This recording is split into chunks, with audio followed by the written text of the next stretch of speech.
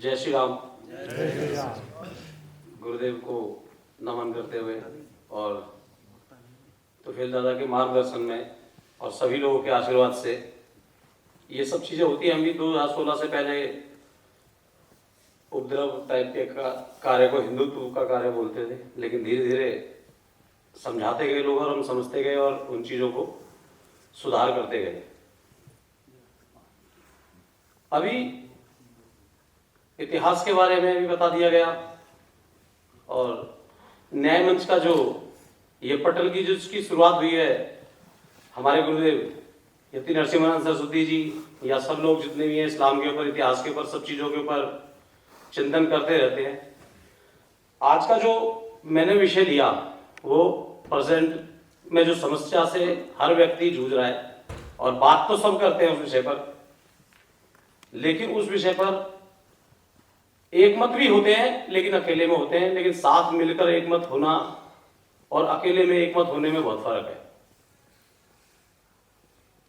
सोचिए 2014 में हम सबको पता चला कि हमारी हिंदूवादी सरकार आ गई है और सब लोग जो इतने सालों से लगातार जोश में थे वो जाकर सुस्त और अपने कंफर्ट जोन में फिर दोबारा से जाकर घुस गए।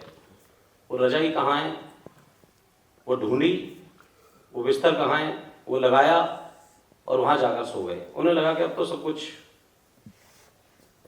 मोदी जी करेंगे। और उसके बाद उत्तर प्रदेश में सरकार आई महाराज जी की, तो रजाई के ऊपर भी एक रजाई और ले ली कि अब तो बिल्कुल सब कुछ हो ही जाएगा, अब तो हमें कहीं जाने की आवश्यकता ही नहीं पड़ेगी। लेकिन क्या ऐसा हुआ? कुछ हिस्सों में हुआ भी, लेकिन जितनी उम्मीद थी उसके हिसाब से नहीं हुआ।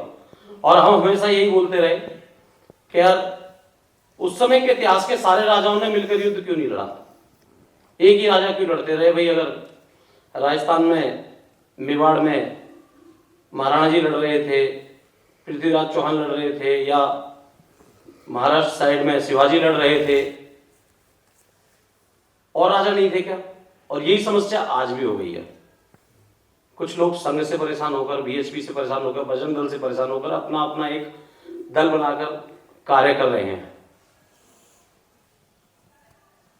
और अभी की रिसेंट की, मैं दूर नहीं जाऊंगा ज्यादा, रिसेंट की एक फोटो मैंने भी सोशल मीडिया पे डाली कि जैसे ही मध्य प्रदेश में एक सरकार दोबारा जीती भारतीय जनता पार्टी की, कुछ जो इनके अति प्रिय हैं टोपी लगाकर दाढ़ी वाले पहुंच गए और अपना जो है उन्होंने ऐसे दिखाया जैसे इस पूरे मध्य प्रदेश में इन्हीं लोगों ने वोट दिया है, बाकी सब लोग मूर्खों की तरह वोट दे ही नहीं रहे थे।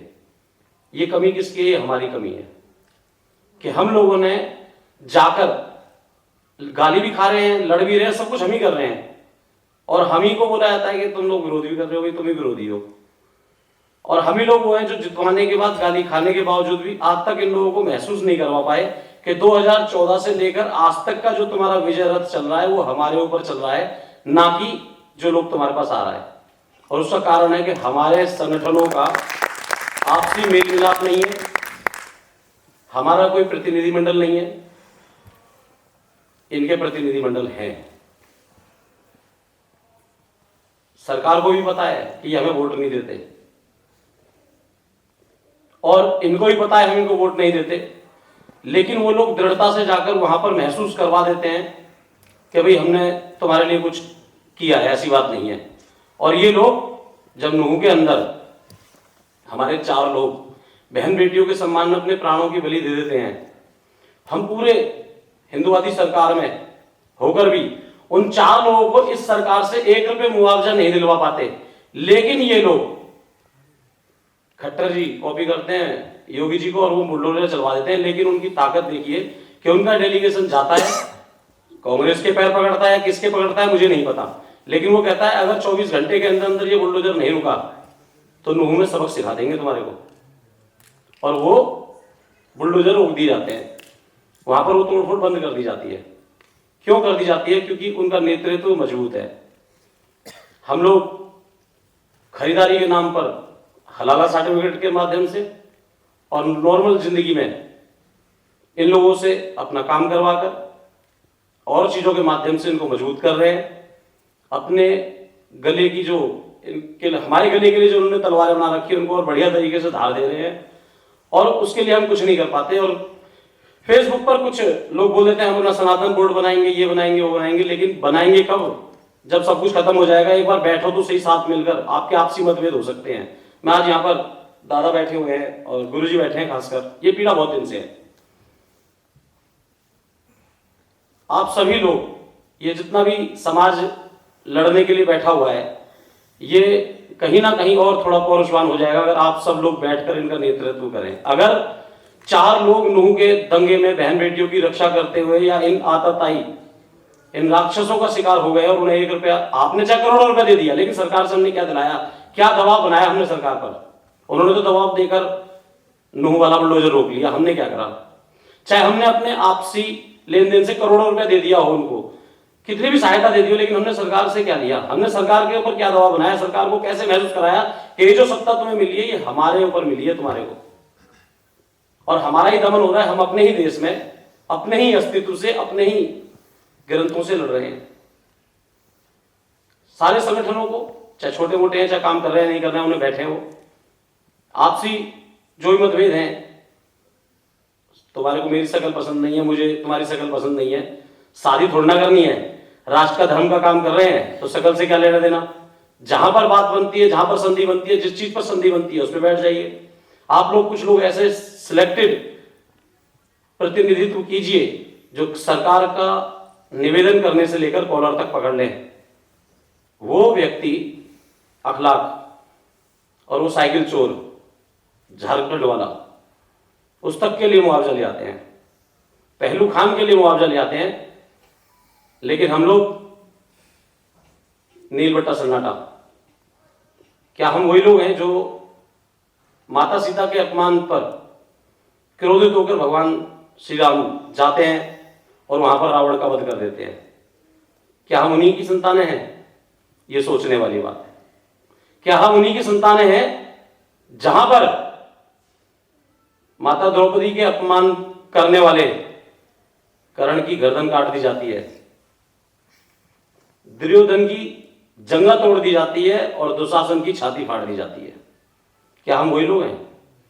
हमें इसमें चिंतन करने के लिए बहुत सी चीजें हैं, लेकिन आज जो मूल समस्या है वो यही है कि हम लोग एक बार ये इतिहास, इस्लाम, इन सब चीजों के बारे में बातचीत रोज चलेगी, अवेयरनेस चलती रहेगी, लेकिन उसको आज क्रियान्वित करने के लिए हम लोग कहीं तो आपस में बैठ जाएं, किसी चीज पे तो एडजस्ट हो जाएं। मेरे में अगर 10% अच्छाई है तो मेरी 10% अच्छाई ले लीजिए, 90% का चाटना है क्या?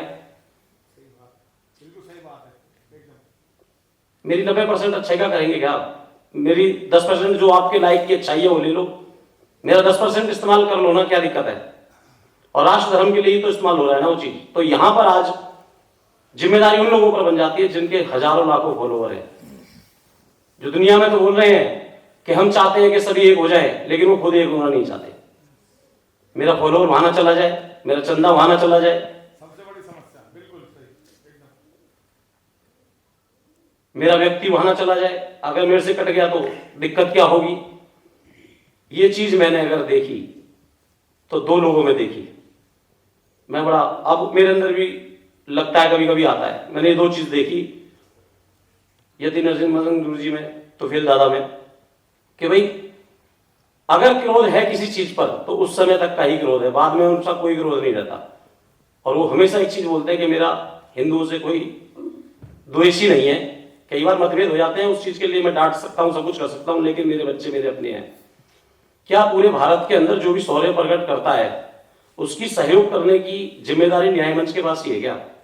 बाकी सब लोग क्या कर रहे हैं? क्या अगर किसी संगठन में कहीं पर भी पीड़ा होती है और उसको अगर कहीं पर भी छोटे मोटे सहयोग की जिम्मेदारी अगर आती है तो उसमें क्या धर्मांश ओमेंद्र रत्नों की जिम्मेदारी है क्या? या कहीं पर भी अगर संतों की जो अपनी एक गरिमा है उसको तोड़कर, इतने सारे संतों को नाराज कर कर इस देश के ऊपर, इस देश की माताओं बहनों के ऊपर, इस देश की गरिमा के ऊपर, अस्तित्व के ऊपर, मंदिरों के ऊपर, ग्रंथों के ऊपर आघात करने वाले आताताई राक्षसों के बारे में अगर बताने की कोई जिम्मेदारी है तो क्या यति नरसिम्हानंद सरस्वती की है क्या?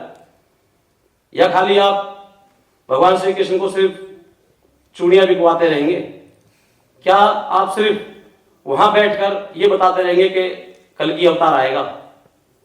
कोई अवतार नहीं आएगा, अवतार तो आपको खुद ही बनना पड़ेगा। और एक बहुत बड़ी बात बोली थी, मत लड़िए धर्म की लड़ाई, मत लड़िए राष्ट्र की लड़ाई। लेकिन उस लड़ाई, उस पंजे को, उस काले अंधेरे में आपके परिवार, आपकी बच्ची की इज्जत तक, आपकी धन संपत्ति तक पहुंचने वाले उस पंजे को तो तोड़ दीजिए। मत करो लड़ाई धर्म की। और हकीकत में धर्म है ही वो। धर्म वो थोड़ा है कि राम सीताराम जय जय राम वाला धर्म नहीं है। धर्म तो यही है कि हम अपने पति पिता की, अपने सब परिवार की, अपनी संस्कृति की, अपने आराध्यों की सम्मान की रक्षा करें, और जो भी उन लोगों पर नजर उठाए तो आंखें निकालिए, हाथ बढ़ाए तो हाथ तोड़िए, और अगर जवान चलाए तो जवान काटिए। इस्लाम और दुर्योधन में कोई फर्क नहीं है। वो आपके लिए बिल्कुल भी इच्छुक नहीं है कि वो आपको सुई की नोक बराबर भी जमीन दे दे। आप बेशक से जितने मर्जी मनगढ़ंत कहानी कर लीजिए कि मैं लड़ाई लड़ना नहीं चाहता, मुझे 5 गांव दे दो, मैं सबर कर लूंगा। तेरे सबर करने से क्या हो रहा है? बात तो उसकी है जो लड़ाई कर रहा है 1400 साल से लगातार। तू जाकर सो जाता है, तेरी गलती है, उसकी गलती नहीं है। वो तो लड़ेगा लगातार, और जब तक लड़ेगा, जब तक उसका जो मेन मोटिव है गजवाए हिंद, उसको साकार नहीं कर लेता। तो गौरव गाथाएं सुनाने में हमें प्रोत्साहन मिलता है और हमें उसमें गर्व करना चाहिए, लेकिन उन्हें गर्व के साथ क्रियान्वित भी करते रहना चाहिए।